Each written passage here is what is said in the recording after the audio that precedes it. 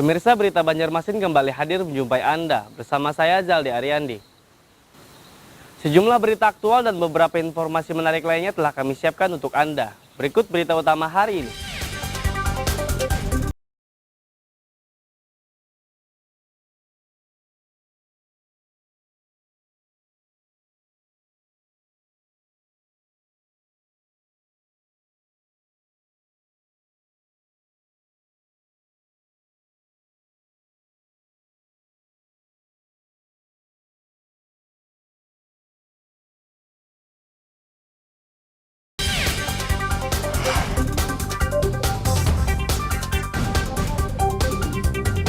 Truk kontainer bermuatan pakan ikan terbalik dan menimpa mobil.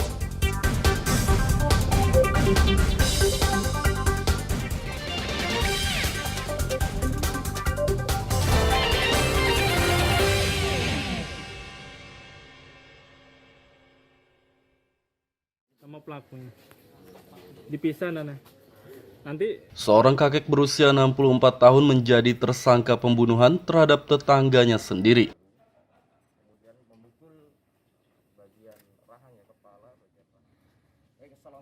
Kakek berinisial T warga kawasan Semiai Dalam, Banjarmasin Utara itu membunuh tetangganya bernama Ahmad pada 13 Oktober lalu.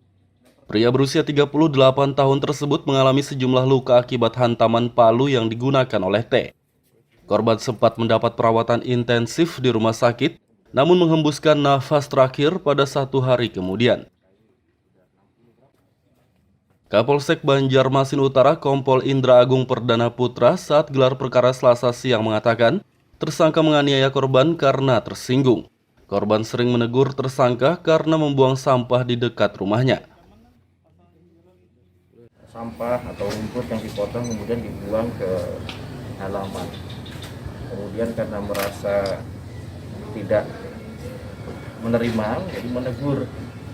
Ditegur jangan dibuang sampah di tempat itu. Namun yang bersangkutan atau korban ya, si korban itu mengajak berkelahi, namun tidak dituruti sama KI. Setelah itu pada kesempatan yang lain juga datang membawa palu para pengambil kayu dan akhirnya dipukullah 3 kali kepada kepalanya sehingga mengakibatkan pukulan dari benda tubuh yang mengakibatkan cedera berat atau bahasa kita gagal otak, dan akhirnya dilarikan ke rumah sakit dan meninggal dalam rumah sakit setelah dilakukan perawatan intensif.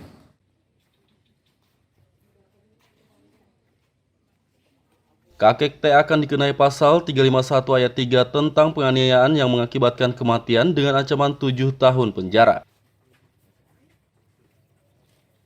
Dari kota Banjarmasin, Lutfi Darlan, Hafiz Rahman, dan Fahrulani melaporkan.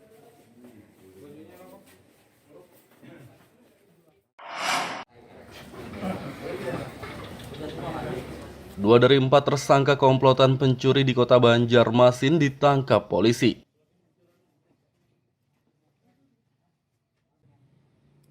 Dua tersangka pencurian berinisial IM dan KO ditangkap polisi di Kabupaten Pasir, Kalimantan Timur pada 19 September lalu. Saat penangkapan keduanya mencoba kabur, sehingga polisi terpaksa menembak kaki mereka. Kapolsek Banjarmasin Utara Kompol Indra Agung Perdana Putra saat gelar perkara Selasa siang mengatakan, komplotan pencuri berjumlah 4 orang namun 2 lagi telah dipenjara di Kabupaten Pasir karena terjerat kasus kejahatan yang lain. Menurutnya komplotan pencuri tersebut mencuri uang senilai 50 juta rupiah dari salah satu nasabah bank di kota Banjarmasin pada beberapa waktu lalu. Serta Polres Barabai, jadi kami turun bersamaan, kemudian dapatlah pelaku ini di Kalimantan Pasir, ya di Pasir. Perlu kami sampaikan bahwa kami menangkap sebenarnya 4 pelaku, yang satu ini termasuk pemain juga dan ada LP di Polresta Balong, Haryanto alias Yanto bin Bambang. Kemudian yang Sugeng Aditya Pratama ini di Polres Pasir. Dan kami mengambil pemetik yang ada di kami, 2 orang ini yang akan diproses hukum. Imam ya? Iya. Sama satu lagi Mas Kurnia residivis. Betul sekali. Dari Bank BRI Trisakti Di depan Bank salah satu bank tersebut yang sudah membuntuti hingga sampai si korban ini sampai ke tempat transaksi untuk jual beli mobil. Lengah masuk ke rumah, kemudian diambil. Kedua tersangka akan dikenai pasal 363 KUHP tentang pencurian dengan ancaman 7 tahun penjara. Dari Kota Banjarmasin, Lutfi Darlan, Hafiz Rahman, dan Fahrulani melaporkan.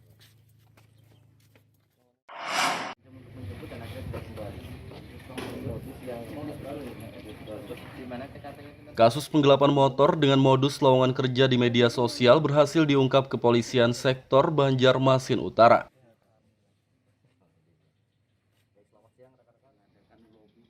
Kapolsek Banjarmasin Utara Kompol Indra Agung Perdana Putra mengatakan, kasus penggelapan motor dialami korban bernama Zikri. Kendaraan korban digelapkan atau dibawa kabur oleh pelaku M yang menawarinya lowongan kerja di media sosial pada beberapa waktu lalu. Kendaraan tersebut kemudian dijual kepada dua penadah berinisial I warga Kalimantan Tengah dan A warga Banjarmasin. Pihaknya berhasil menahan kedua penadah tersebut, sedangkan pelaku utama M masih buron atau tengah diburu. Menyampaikan ingin menjemput bosnya dengan meminjam kendaraan Jupiter dari korban. Setelah dipinjam dan ternyata tidak dikembalikan, langsung dibawa menghilang, betul sekali. Yang dikerjakan oleh siapa? Irwan atau Muhammad? Oh, pelaku utamanya masih kita selidiki ya. Ini perantaranya Irwan, dan kemudian dibeli ya. Dibeli seharga 2 juta rupiah. Hanya 2 juta rupiah. Atas kegiatan tersebut tadi kita amankan berdasarkan laporan dari masyarakat. Pengenaan 372 480 kurang lebih 4 tahun penjara, dan pelaku utama masih kita selidiki. Mohon maaf kita tidak bisa bongkar, nanti dia lari lebih jauh. Jadi pelaku utamanya kita masih selidiki, nanti kita akan sampaikan lagi. Selain menahan kedua penadah, polisi juga menyita barang bukti motor milik korban yang didapati dari penadah. Dari Kota Banjarmasin, Lutfi Darlan, Fahrulani, dan Hafiz Rahman melaporkan.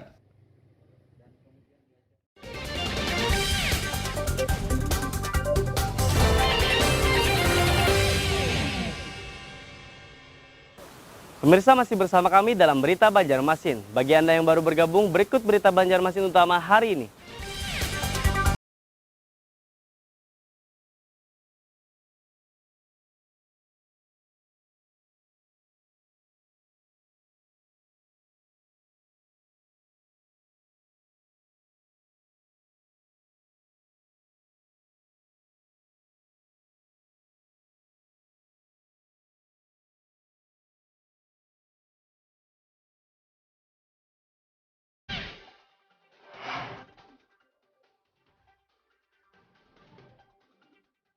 Truk kontainer bermuatan pakan ikan terbalik dan menimpa mobil.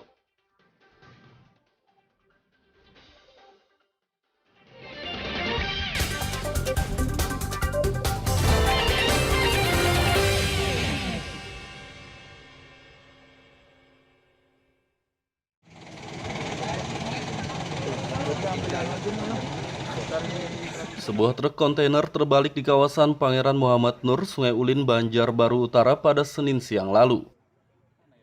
Truk bernomor polisi DA8129TAH bermuatan pakan ikan tersebut diduga terbalik akibat tidak bisa menaiki jalan yang menanjak. Selain menimpa satu mobil yang terparkir di tepi jalan, truk bermuatan pakan ikan itu juga menyenggol warung pedagang kaki lima hingga rusak. Beruntung tidak ada korban jiwa dalam peristiwa ini dan sopir truk juga tidak terluka. Pas nanjak ada mobil, nah jadi saya ambil kiri, tidak kuat lagi, nah, akhirnya mundur. Oke, jadi tadi mau ngelepasin mobil bang ya? Ya. Abangnya sendiri nggak apa-apa bang? Alhamdulillah nggak apa-apa. Oke, emang yang dibawa apa tadi bang? Pakan ikan. Dari mana mau kemana bang? Dari Trisakti mau ke sebelahnya itu. Kemandiangin bang? Mandiangin, tapi nggak sampai Mandiangin, sebelahnya Kodim. Bang tadi kayak gimana bang kejadiannya bang? Kalau lihat tadi mobil yang muatannya naik, cuma nggak tahan, Oke. mundur nggak tahan remnya, terus kena jualan sama mobil bapak polisi itu Terguling tadi bang ya? terguling sekali. Oke. Dari arah mana tadi mobil itu Dari bang? arah Banjarbaru mau ke Sungai Ulin. Terbaliknya truk kontainer sepanjang 12 meter itu membuat arus lalu lintas menjadi macet, sehingga polisi pun mengalihkan pengendara untuk melintas ke jalan alternatif lain. Dari kota Banjarbaru, Lutfi Darlan dan Fahmi melaporkan.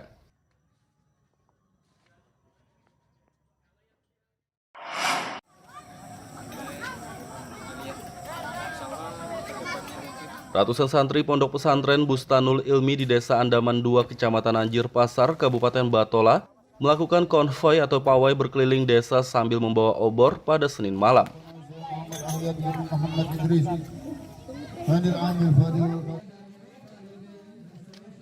Dalam pawai obor ini, para santri juga membaca doa burdah dan membawa kitab Fathul Bari Syar'ah karya Imam Bukhari yang dipercaya dapat menghilangkan bala atau malapetaka.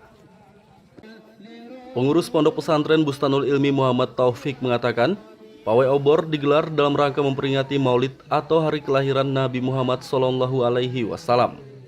Ia berharap dengan pawai obor dan pembacaan doa burdah serta membawa kitab Fathul Bari Syar'ah dapat menghilangkan bala khususnya wabah pandemi COVID-19. Alhamdulillah dengan pawai obor ini kita bisa memberitahu lagi masyarakat yang bahkan ada masyarakat yang lupa tentang hari kelahiran Nabi besar Muhammad SAW. Dengan adanya pawai obor ini mereka akan menyadari artinya betapa pentingnya peringatan Maulid Nabi Muhammad SAW. Ada berapa santri ada yang mengikuti pawai obor tadi? Santri yang mengikuti pawai obor kalau dari santri putra itu ada 150 orang. Jadi apa aja yang dibawa tadi? Kita semua itu, kita pawai obor itu bukan hanya pawai obor, sebenarnya juga kita bahasa Banjarnya itu ma'arak kitab Bukhari, sarah Bukhari yaitu Fathul Bari. Dan semoga dengan berkat barakan kitab sarah Fathul Bari itu mudah-mudahan negeri kita ini dibebaskan dari bala bencana, lebih khusus corona ini.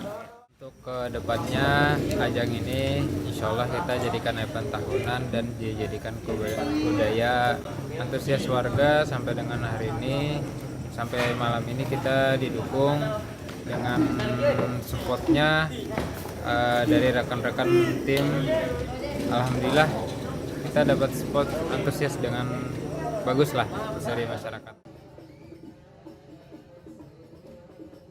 Pawai obor dalam rangka peringatan Maulid Nabi Muhammad yang baru pertama kali digelar ini rencananya akan menjadi agenda tahunan Desa Andaman 2.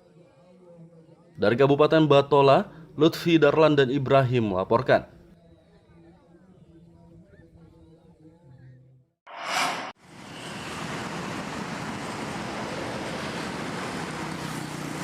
Pemberlakuan pembatasan kegiatan masyarakat PPKM di Kota Banjarmasin yang semula berstatus level 4 kini turun ke level 2.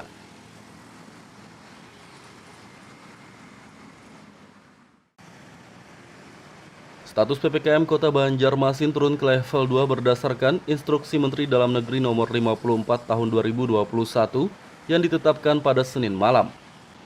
Wali Kota Banjarmasin Ibnu Sina mengatakan dengan turunnya level PPKM, maka pembatasan operasional restoran dan rumah makan akan dilonggarkan. Selain itu, sejumlah tempat wisata rencananya akan kembali dibuka, sedangkan tempat hiburan malam atau THM masih belum dibolehkan buka. Usaha kita bersama-sama, tapi tetap dengan protokol kesehatan. Perbedaannya adalah mungkin di sektor esensial bisa 100%, kemudian di restoran sudah bisa 50%, kemudian juga untuk olahraga, pembelajaran tatap muka juga bisa secara langsung, PTM dengan 50%. Nah, oleh karena itu kegiatan ekonomi sudah bisa dilonggarkan dan mudah-mudahan ini bisa membawa dampak positif bagi bangkitnya ekonomi Kota Banjarmasin. THM-nya belum mungkin ya, karena kita coba akan persiapkan betul-betul. Tapi kalau untuk wisata sebenarnya sudah bisa dibuka, tapi memang harus dipersiapkan. Ya, jangan sampai juga kerumunan itu tanpa terkendali, karena pembatasannya kan masih dilaksanakan. tapi hanya levelnya yang memang diturunkan.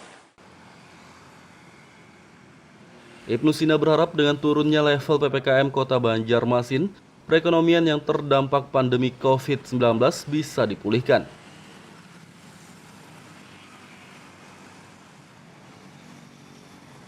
Dari Kota Banjarmasin, Lutfi Darlan dan Fudael melaporkan.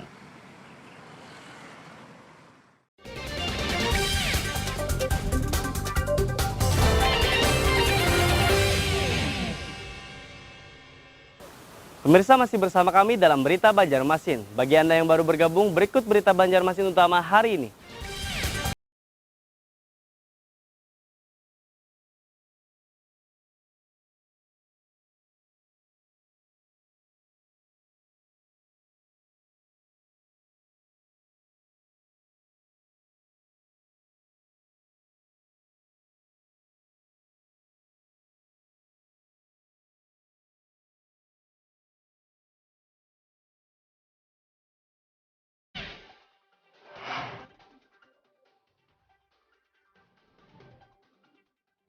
Truk kontainer bermuatan pakan ikan terbalik dan menimpa mobil.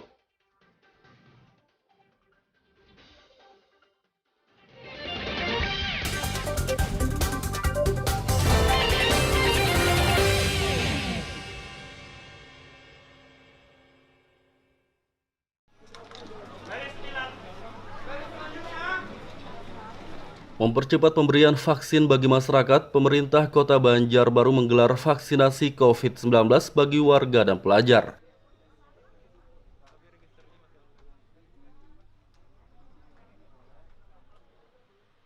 Vaksinasi COVID-19 digelar di Sekolah Islam Terpadu Rabbani di kawasan Mentaos Raya, Loktabat, Banjarbaru Utara pada Selasa pagi.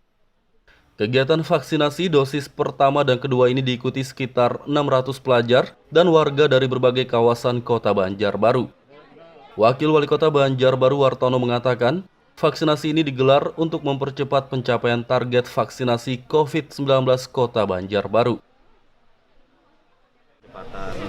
Vaksin di Banjarbaru, yang kedua ya tentu kita mengharapkan dengan tervaksinnya murid-murid di Rabbani ini bisa membentuk herd immunity kesehatan, karena untuk PTM ke depannya supaya ya harapan kita masyarakat Banjarbaru setelah divaksin ini cukup bisa membentuk kekebalan tubuh dan bisa berjalan dengan normal. Walaupun tetap kita tidak boleh lengah juga, dan alhamdulillah pada saat ini sudah diumumkan kemarin itu Banjarbaru tetap PPKM level. Saat ini target vaksinasi COVID-19 Kota Banjarbaru telah mencapai lebih dari 50%. Pemerintah Banjarbaru menargetkan vaksinasi dapat mencapai 70% pada bulan November mendatang. Dari Kota Banjarbaru, Lutfi Darlan dan Fahmi melaporkan.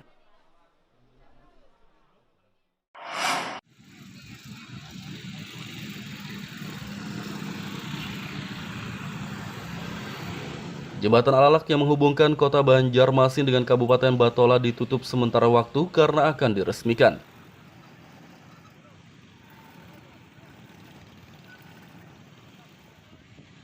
Jembatan berdesain melengkung dengan konsep kabel pancang itu ditutup secara bertahap sejak Senin malam lalu dan akan ditutup total pada Selasa malam. Jembatan sepanjang 850 meter itu ditutup untuk persiapan peresmian yang dijadwalkan berlangsung pada Kamis 21 Oktober mendatang. Dilakukan untuk manajemen rekayasa jalannya, pengalihan arus yang arah dari Batola diarahkan melalui jembatan Alalak 2 yang jembatan terbuka lama itu. Rencananya kegiatan ini sampai hari Kamis, karena peresmian tanggal 21 Oktober ini di hari H-nya itu. Jadi kalau hari ini adalah upaya untuk merekayasanya, sosialisasi sama masyarakat yang mau ke Banjarmasin harus berputar arah dulu kalau sudah yang berlanjut ini. Tapi kalau yang di depan sana kan sudah ada juga diarahkan untuk lurus melalui jembatan Alalak 1. Alalak 2 maksudnya. Oke, 2. Ini untuk dua arahnya kapan Pak ditutup kira-kira? Untuk sampai selesai peresmian jembatan Alalak ini. Jembatan Alalak rencananya akan diresmikan oleh Presiden Joko Widodo. Dari Kabupaten Batola, Lutfi Darlan dan Fudael melaporkan.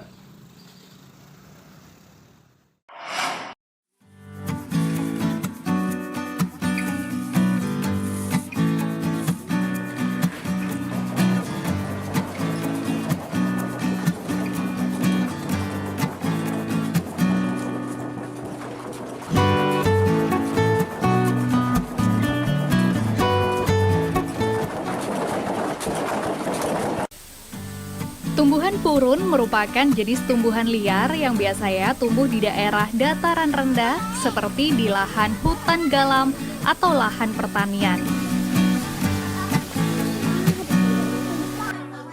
Tumbuhan ini biasanya digunakan untuk membuat berbagai macam kerajinan anyaman seperti bakul, tikar, topi, tas, dan berbagai macam kerajinan lainnya. Kerajinan anyaman purun biasanya ditekuni oleh kaum ibu-ibu petani seperti di Kabupaten Batola ini. Penganyaman tumbuhan purun menjadi kerajinan merupakan kegiatan yang biasa mereka lakukan sehari-hari di sela waktu mereka bertani.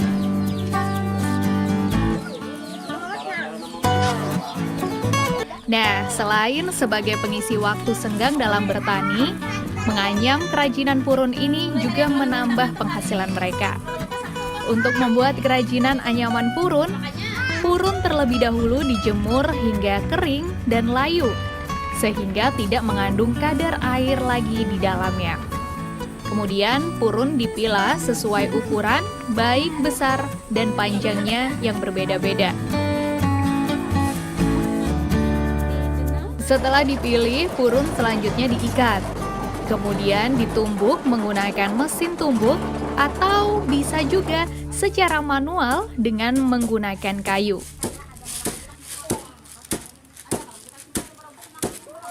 Proses ini akan membuat purun lebih kuat dan benar-benar kering serta tidak mengandung kadar air lagi. Sementara untuk menganyam kerajinan purun, para pengrajin menyatukan beberapa helai purun dengan pola-pola anyaman dan terus disambung hingga kerajinan selesai. Biasanya purun dibuat menjadi topi, tas, dompet, karpet tradisional, dan yang lain.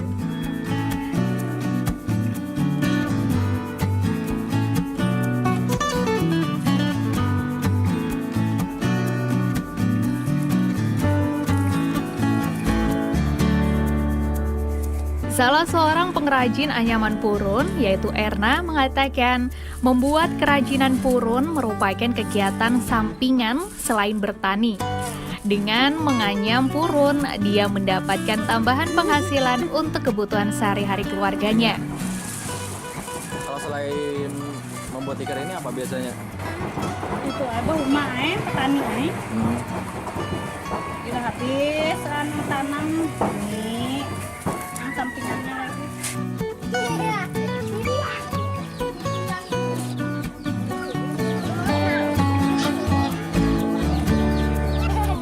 Kegiatan ini juga didukung oleh pihak desa setempat. Menurut Kepala Desa Sungai Raya, Amar Jadi, mengatakan agar bahan baku kerajinan purun tetap tersedia, pihaknya telah menyisihkan dana desa untuk budidaya tumbuhan purun. Budidaya purun ini tetap kami kembangkan, yaitu dengan cara salah satunya untuk permodalan kami sisihkan untuk kegiatan di bidang BUMDes.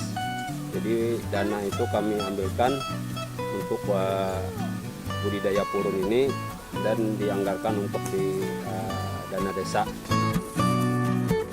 Selain sebagai penambah penghasilan bagi para petani di sela waktu mereka, nah, menganyam kerajinan purun ini juga merupakan kearifan lokal yang sudah turun-temurun dilakukan sejak zaman dahulu. Muhammad Lutfi Darlan melaporkan dari Batola, Kalimantan Selatan.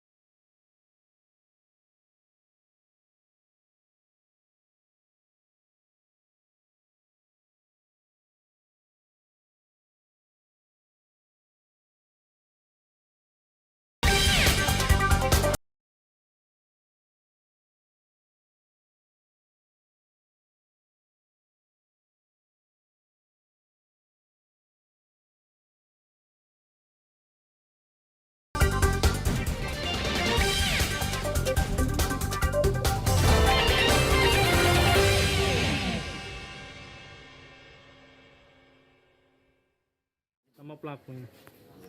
Dipisah nanti Seorang kakek berusia 64 tahun menjadi tersangka pembunuhan terhadap tetangganya sendiri.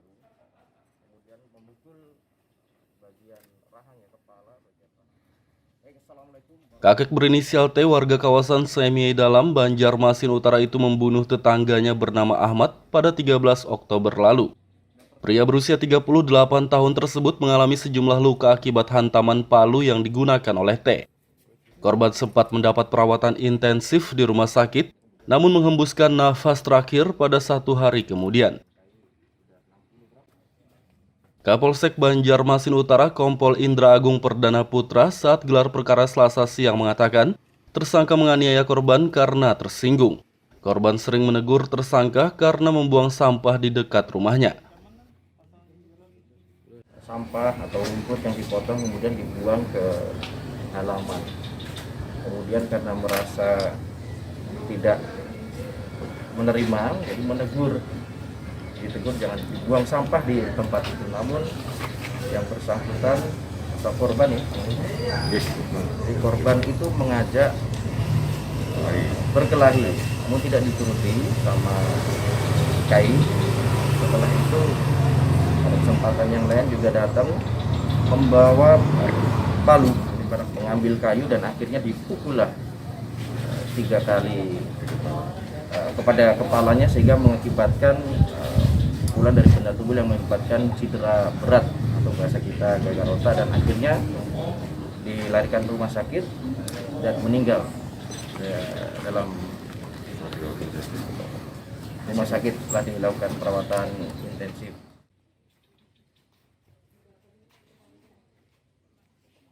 Kakek T akan dikenai pasal 351 ayat 3 tentang penganiayaan yang mengakibatkan kematian dengan ancaman 7 tahun penjara.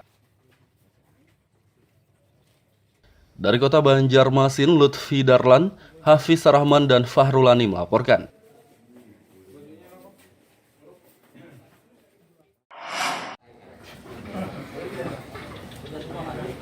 Dua dari 4 tersangka komplotan pencuri di kota Banjarmasin ditangkap polisi.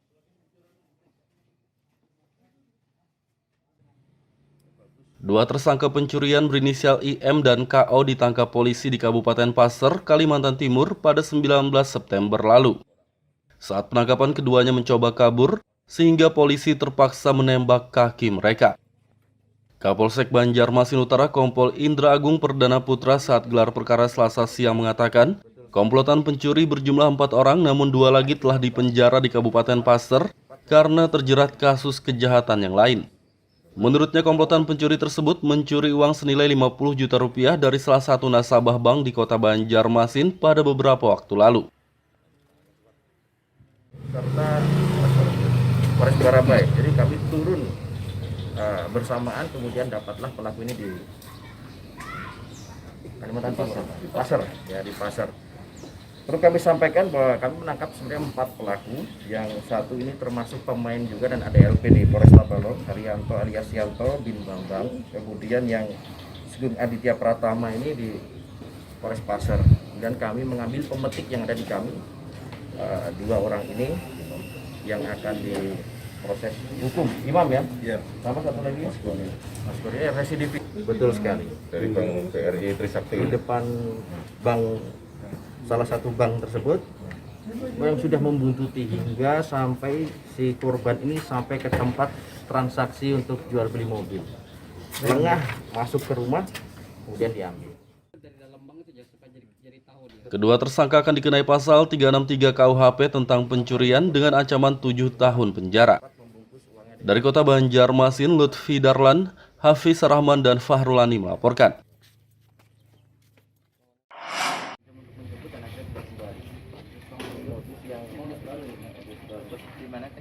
Kasus penggelapan motor dengan modus lowongan kerja di media sosial berhasil diungkap kepolisian sektor Banjarmasin Utara.